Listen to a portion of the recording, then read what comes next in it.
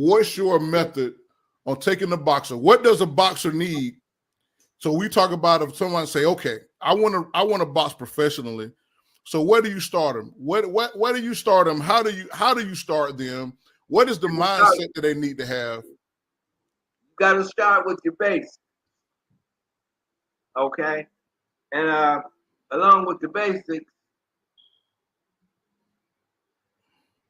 you got to learn how to stand. You got to learn how to where your feet should go to make you comfortable. You know, a lot of I've seen so much stuff on Facebook. One guy telling this guy to take a step backwards, and another guy was saying shoulder width apart. All that's wrong. Walk us through. Show you. Yeah, but just to tell you how to do it. That's my video. Well, that's a CD copy of it, and it's you can get them online. What's that? Patreon.com/boxing. It'll show you how you're supposed to stand. And the first thing it shows you is how to wrap your hands. Because I want my guys to wrap their hands. I don't want you coming in the gym, jump roping, shadow boxing, and then you sit down and wrap your hands. See, that way you're resting. You don't want to rest. You want to get tired. You want to see how tired you can get. You want to be able to work through that tiredness. So I don't let guys come in and start jump roping, calisthenics, shadow boxing, and then stop and sit down and wrap your hands. That's just you can't relax. You're relaxing like that. You can't relax. Come in, hand wrap.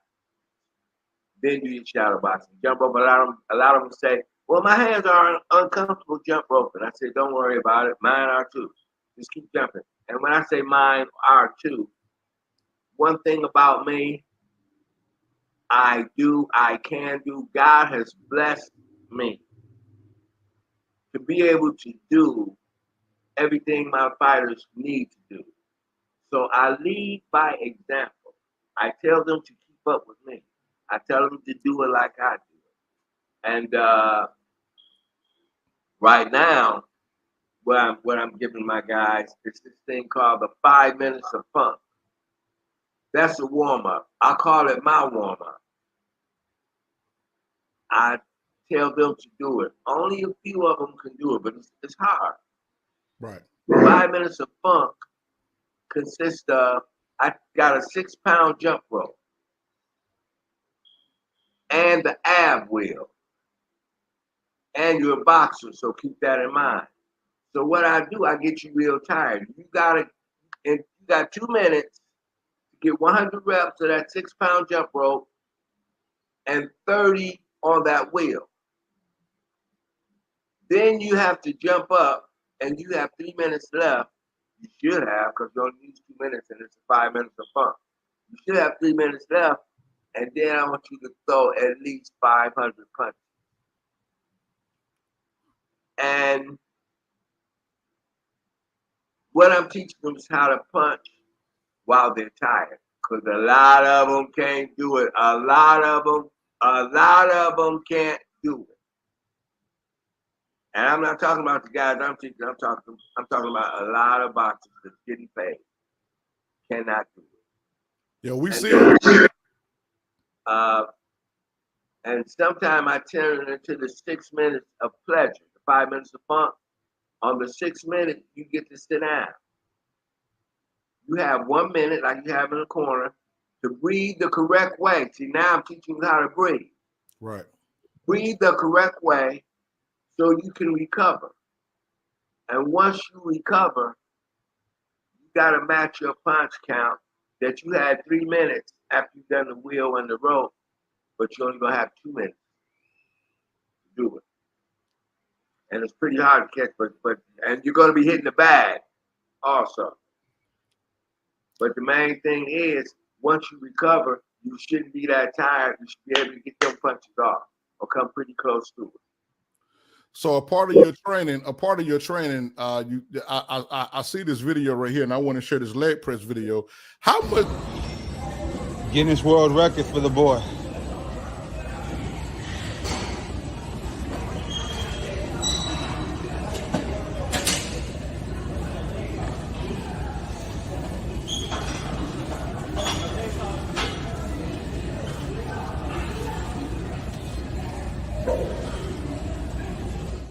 Hey, that's a crazy amount of weight. How many pounds were that? I don't know how many pounds. I count the plate. And what it is, if you look at the plates that are going horizontal, they're all together. Right. If you look at the plates that's going vertical, there's spaces between them. Right. Now, the spaces are, for me, when I'm taking those plates off, I end up smashing my finger, pinching my finger, because I got to get up under the plates start touching. What I do is put 5 pounds or 2.5 pounds in between each plate. If you look at that video and just look at it close and compare the verticals to the horizontals, you can see there's spaces in the vertical. Let's go back and look at it again. Okay. Guinness World Record for the boy.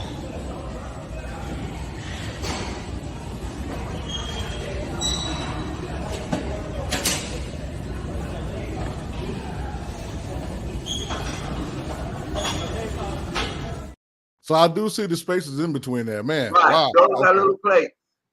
So that's weight that I don't count, because I don't count number 45.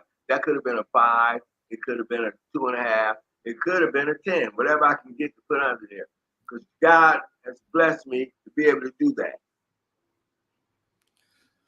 And and now see here you're doing triceps. Yeah. Okay. So how effective? If that's effective, how effective is that exercise? Well, it's effective because, one, I'm holding my feet up and it's strengthening up my core also. My feet are not on the ground. But God has blessed me because those are 50-pound dumbbells each. And what I do with it now, I kind of modified it. I actually let the dumbbells go all the way down when I got them over my head and touch the ground, and then I come back up. But you see, I put it down slowly. I never drop the weight. Right. Control. Oh, and then when I finish that, I gotta get up and shadow box. Cause you want to shadow box weights. You want the strength and maybe even the definition some gives, but you don't want the tightness and stiffness that you get with weight. You don't want to be walking like this. You want to be a boxer. You can't do anything. So shadow box immediately after you put that weight down. So if you're listening, make sure you go at the bottom, you see patreon.com at Boss Boxing. He has a video, a training video. I think there's a little bit of echo. Echo could be on your side there, Rosco, but the patreon.com /Boss Boxing. He has a training video, and how much is it? How much is it there, Rosco? It's $40, but it's worth every bit of it because it shows you how to wrap your hands the correct way. A lot of people don't know how to wrap their hands. Let me tell you one thing. When you're wrapping your hands, there's a loop on the end of the wrap. But for some reason, some people do put that loop on their thumb, and it is for the thumb, but they go straight to your wrist. No, don't go to your wrist. You're hitting with your knuckles. So the first thing you wrap is your knuckles. You protect your knuckles. Then you support your wrist. After you protect your knuckles, you gotta support your wrist, of course, but you don't want to use too much on your wrist that you don't have enough for your knuckles. You'd rather have too much on your knuckles where you might not have much for your on your wrist. But most of the time, your knuckles is taking all the contact, so that's what you want to protect. So your biggest fights of all time. Biggest fights of all time, from your perspective. Give me the top 3 biggest fights of all time. You think important for us, important in this generation? Wow, you talking about Past of all time, biggest fights of all time. 3 biggest fights from your perspective. Because I know the media has their biggest fights, but who would you say? What 2 biggest fights would you say were the biggest fights of all time in your era? I'm gonna have to say, because I'm gonna have to say